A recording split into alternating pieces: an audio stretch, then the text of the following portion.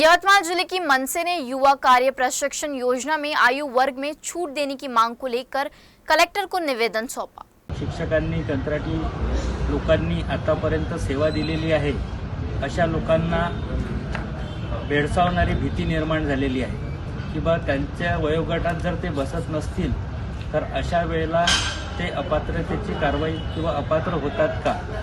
आणि तुटपुंजा मानधनांवर त्यांना जेव्हा काम करावे लागले 10, 12, 15 वर्ष त्यांनी जेव्हा सेवा दिलेली आहे आणि अशा प्रकारे जर त्यांना सेवेतून बेदखल करण्यात आले तर भविष्यात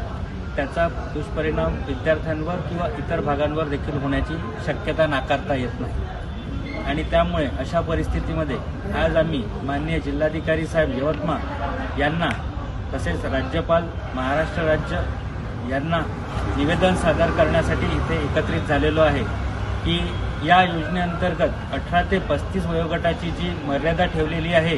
ती किमान 50 वर्षाची करण्यात यावी, ही आमची प्रमुख मागणी आहे।